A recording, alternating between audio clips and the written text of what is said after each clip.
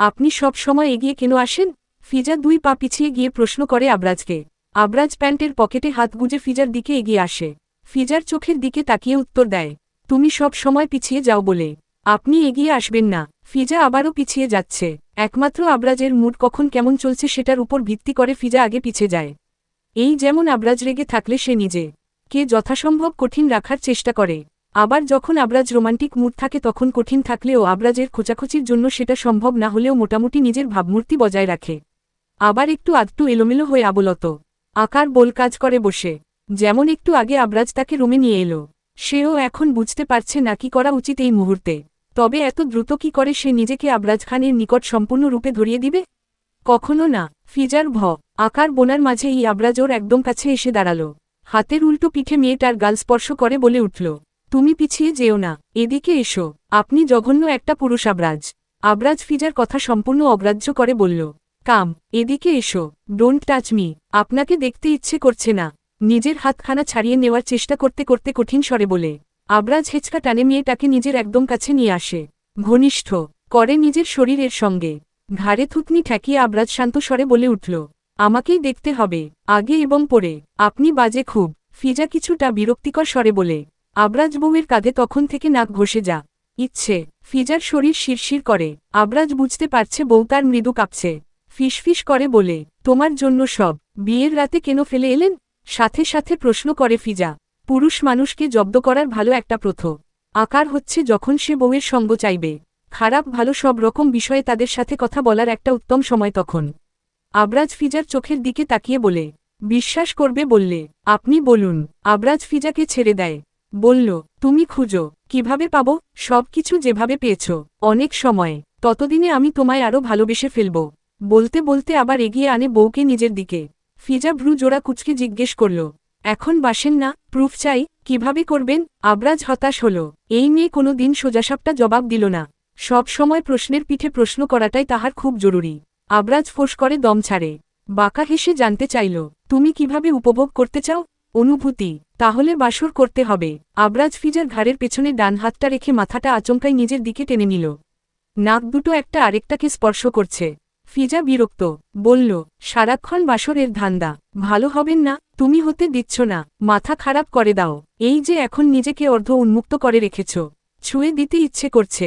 আপনি এটা ছাড়া পারেন কি?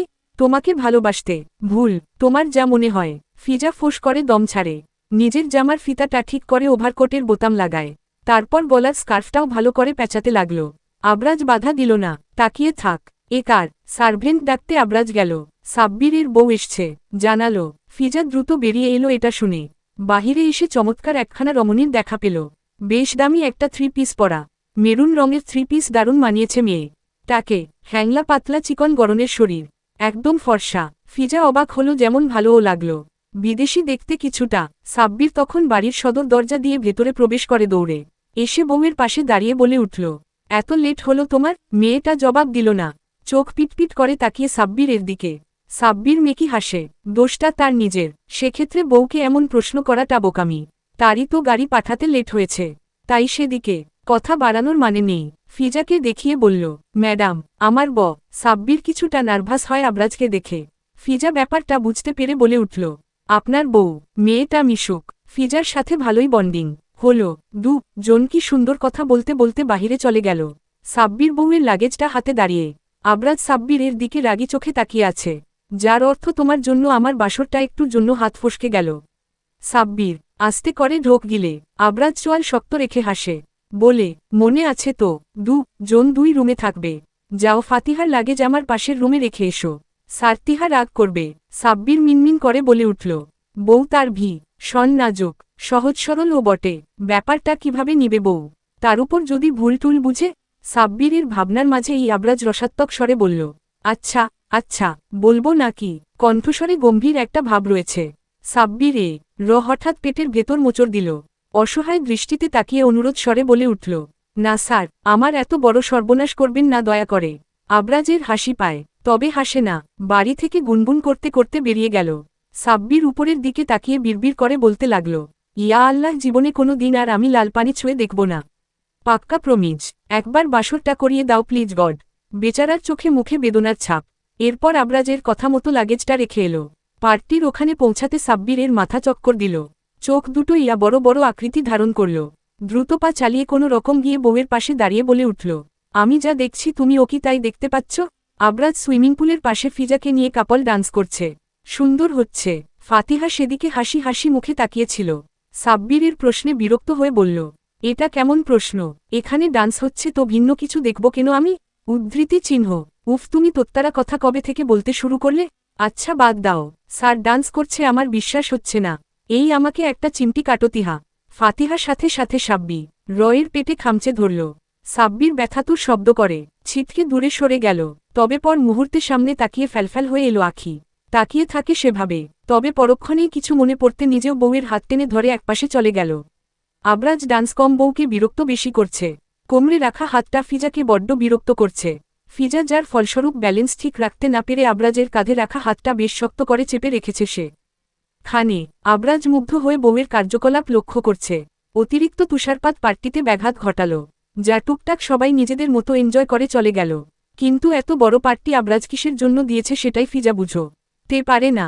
বাড়ির ভেতরে এসে সবাই যখন যে যার রুমে যাবে সাব্বির তখন ফিজাকে ডেকে বলল, ম্যাম, স্যারের বার্থডে আজ। স্যার অপেক্ষা করেছিল, উইশটা করে দিয়েন। ফিজা চমকালো। আশ্চর্যের ব্যবহার এটা 3 ছড়ে ফিজা সবসময় আবরাজের বার্থডে ডেট মনে রেখেছে। কিন্তু এবার কিভাবে ভুলে গেল সে এটা? আফসোসের বন্যা যখন ভেতরে উতালপাতাল ঢেউ, তখন নিজেকে কোনো রকম সামলে সাব্বিরকে জবাব দিল, ফাতিহার রুমে যান, আমি আপনার স্যারকে ম্যানেজ করে নেব। সাব্বির মৃদু হাসল। স্যার বলেছে যা, এসব নিয়ে মজাই করবে বেশি কিছু না। সাব্বির রুমে যেতে ফিজাও নিজের রুমে এলো। আর সাথে সাথে দরজা বন্ধ করে আবরাজ। এরপর দরজার সাথে চেপে ধরে ফিজাকে বলল, থ্যাঙ্কস বলো আমাকে। But why? ফিজা ভ্রু জোড়া কুচকে জিজ্ঞেস করল। ভেতরে ঠিকই মেয়েটা গুটিয়ে গিয়েছে। সারাদিন কেন কথাটা ওর একবারও মনে পড়েনি? আবরাজ ফিজার চোখের দিকে তাকিয়ে ফিসফিস করে জবাব দিল, তোমার ইশারায় না নাচতে পারি? তোমার সাথে তো ডান্স করলাম।